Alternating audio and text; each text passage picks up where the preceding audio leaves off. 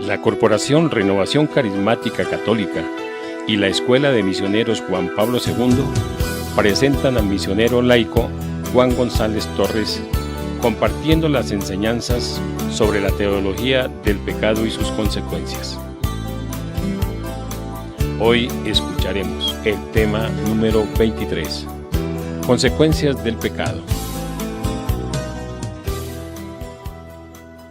Queridos hermanos, queridas hermanas, en la fe de nuestro Señor Jesucristo, les presento un fraternal saludo y oro a nuestro Señor para que Él continúe bendiciendo sus vidas, sus comunidades familiares, sus comunidades parroquiales, diocesanas y a toda la iglesia en general.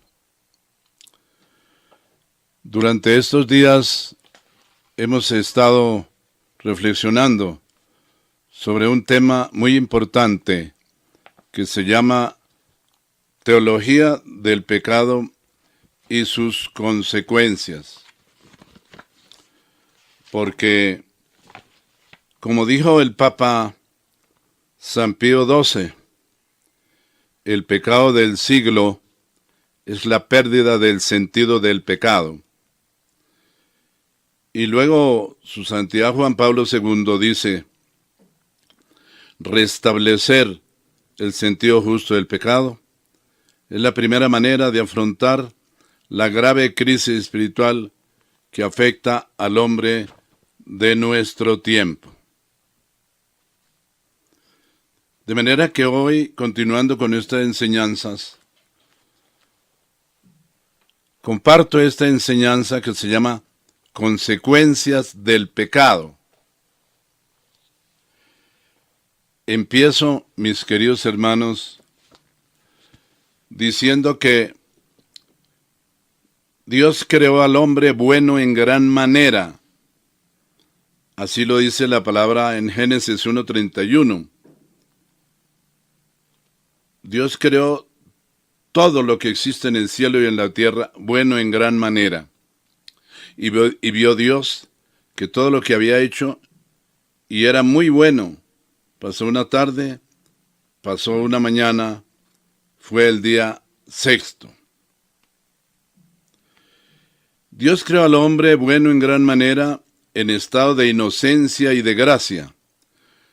Lo creó libre, lo colocó en el paraíso terrenal y le puso una prueba de fidelidad. Esto es lo que dice el Catecismo de la Iglesia Católica en el numeral 374 hasta el 384. Y el Catecismo de la Iglesia Católica en el numeral 398 nos sigue diciendo, el hombre creado en estado de santidad estaba destinado a ser plenamente divinizado por Dios en la gloria. Mientras permaneciese en intimidad divina, el hombre no debía morir, ni sufrir. Lo dice la Escritura, pero también lo dice el Catecismo de la Iglesia Católica en el numeral 376. Y Dios creó al hombre para ser feliz. Reflexionando en el libro del Deuteronomio, capítulo 10, verso 12 al 13, en la Biblia de Jerusalén, dice así la palabra de Dios. Y ahora, Israel, ¿qué te pide tu Dios? Para que seas feliz. Primero, sino que temas a Yahvé tu Dios. Segundo, que sigas todos sus caminos. Tercero, que le ames. Cuarto, que sirvas a Yahvé tu Dios con todo tu corazón y con toda tu alma. Que lo amen y lo adoren con todo su corazón y con toda su alma. Y quinto, que guardes los mandamientos de Yahvé y sus preceptos que yo te prescribo hoy para que seas feliz. Pero Dios le propone al hombre, sobre todo a nuestros primeros padres, Adán y Eva, Dios le propone un plan de salvación, unos preceptos, unos mandamientos. Le propone a esta primera pareja, le propone un plan de salvación. Dice la palabra de Dios, Dios creó al hombre a su imagen y lo estableció en su amistad. Criatura espiritual, el hombre no puede vivir sin esta amistad más que en forma de libre sumisión a Dios. Esto es lo que expresa la prohibición hecha al hombre de comer del árbol del conocimiento del bien y del mal. Porque sí, es cierto, Dios creó a nuestros primeros padres y les dio el libre albedrío. Les regaló la libertad de los hijos de Dios. Y los pone en el paraíso, les pone una prueba de la libertad. Dios impuso al hombre este mandamiento: de cualquier árbol del jardín puedes comer, mas del árbol de la ciencia del bien y del mal no comerás, porque el día que comieres de él, morirás sin remedio. Génesis 2, 16 al 17. El árbol del conocimiento del bien y del mal evoca simbólicamente el límite infranqueable que el hombre en cuanto criatura debe reconocer libremente y respetar con confianza. El hombre depende del Creador, está sometido a las leyes de la creación y a las normas morales que regulan el uso de la libertad. Dice el Catecismo de la Iglesia Católica en el numeral 396. Sí, Dios creó al hombre libre, le dio el libre albedrío, pero dentro de esa libertad, Dios le propone al hombre unos mandamientos a Adán y a Eva, de manera que ellos pudieran hacer una opción libre y voluntaria. Adán y Eva decidieran por sí mismos si les serían fieles o no. Quería que la obediencia les saliera del corazón. Fue justo y bondadoso al advertirle a Adán: pero del árbol del conocimiento del bien y del mal no comas, porque el día que comas de él quedarás sujeto a muerte. Eso es lo que dice Génesis 2, 17. Por eso quiero compartirles y decirles que el Creador ha puesto leyes sapientísimas, y cuando el hombre las desprecia y no las observa, tiene que sufrir las consecuencias, no por culpa de Dios, no, sino por culpa del hombre. ¿Cuál fue la consecuencia del primer pecado en el hombre? Miremos el caso de Adán y Eva. Primero, hubo la tentación. En el libro del Génesis 3, del 1 al 6, dice que la serpiente era el más astuto de todos los animales del campo que Yahvé Dios había hecho, y dijo a la mujer: ¿cómo es que Dios os ha dicho no comáis de ninguno de los árboles del jardín? Respondió la mujer a la serpiente: podemos comer del fruto de los árboles del jardín, mas del fruto del árbol que está en medio del jardín, ha dicho Dios: no comáis de él, ni lo toquéis, o pena de muerte. Replicó la serpiente a la mujer. Ahí viene la tentación del maligno: de ninguna manera moriréis. Es que Dios sabe muy bien que el día en que comiereis de él se os abrirán los ojos y seréis como dioses, conocedores del bien y del mal. Y como viese la mujer que el árbol era bueno para comer, apetecible a la vista, y excelente para lograr sabiduría, tomó de su fruto y comió, y dio también a su marido, que igualmente comió. Este fue el primer momento, la tentación. En segundo momento hubo pues la caída. Génesis 3, del 6 al 7.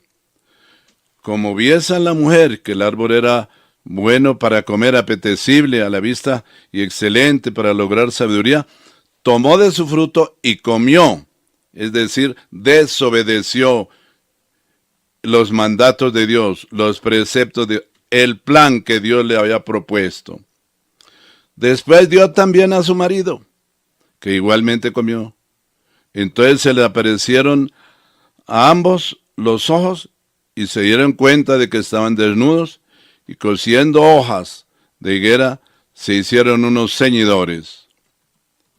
Y en tercer lugar, ese es el tema central que estamos reflexionando hoy, hubo la consecuencia del pecado de origen. Así lo dice el libro del Génesis, Génesis 3, verso 14 al 19. Entonces Yahvé Dios dijo a la serpiente: por haber hecho esto, maldita seas entre todas las bestias y entre todos los animales del campo. Sobre tu vientre caminarás y polvo comerás todos los días de tu vida. Enemistad pondré entre ti y la mujer, entre tu linaje y su linaje. Él te pisará la cabeza, mientras tú acechas su calcañar.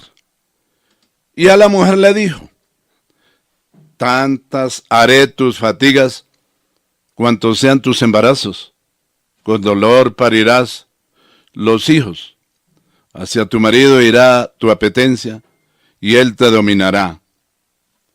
Y al hombre le dijo: por haber escuchado la voz de tu mujer, y comido del árbol del que yo te había prohibido comer, maldito sea el suelo por tu causa.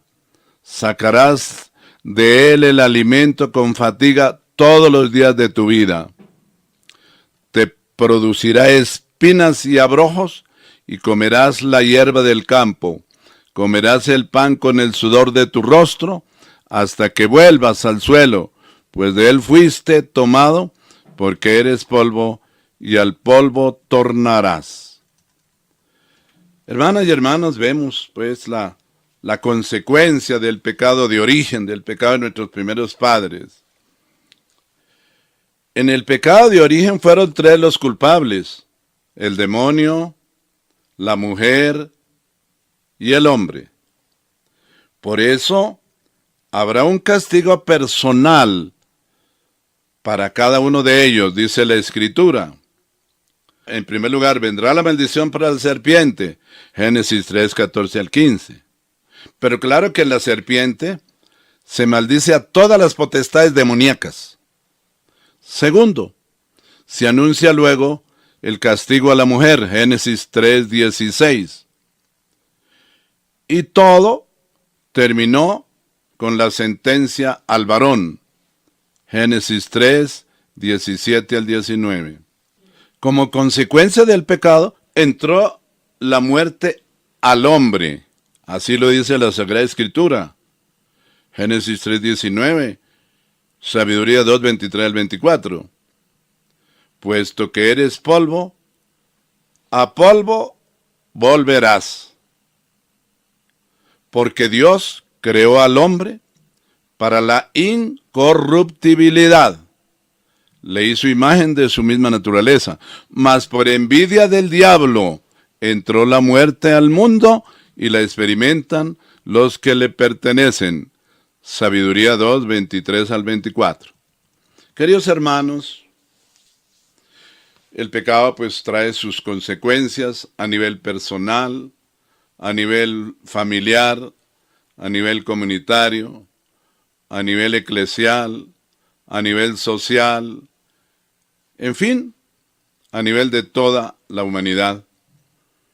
Por eso dos caminos se abren ¿El de la vida y el de la muerte?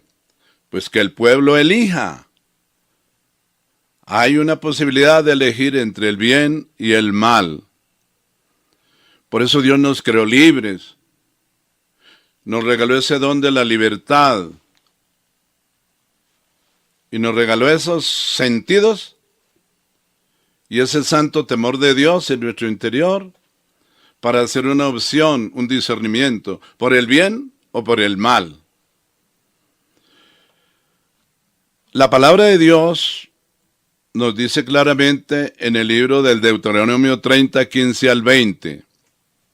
Mira, yo pongo ante ti vida y felicidad, muerte y desgracia.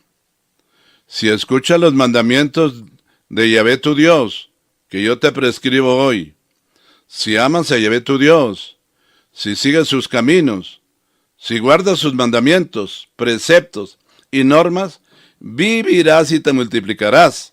Yahvé tu Dios te bendecirá en la tierra a la que vas a entrar para tomarla en posesión. Pero si tu corazón se desvía y no escuchas, si te dejas arrastrar a postrarte ante otros dioses y a darles culto, yo os declaro hoy que pereceréis sin remedio y que no viviréis muchos días en el suelo que vas a tomar posesión al pasar el Jordán. Hoy pongo por testigos contra vosotros al cielo y a la tierra. Te pongo delante vida o muerte, bendición o maldición. Escoge la vida para que vivas, tú y tu descendencia, amando a Yahvé, tu Dios, escuchando su voz, viviendo unido a Él, pues en eso está tu vida, así como la prolongación de tus días, mientras habites en la tierra que Yahvé juró dar a sus padres, Abraham, Isaac y Jacob. Hermanos, Dios creó al hombre al principio y le dio la libertad de tomar sus decisiones.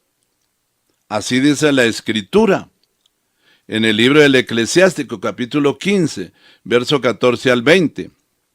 Cuando al principio creó al hombre, lo dejó en manos de su propia conciencia. Si tú quieres, puedes observar los mandamientos. Está en tus manos el ser fiel. Ante ti puso el fuego y el agua.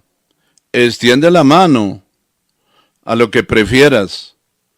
Delante de los hombres están la vida y la muerte. A cada uno se le dará lo que ha elegido.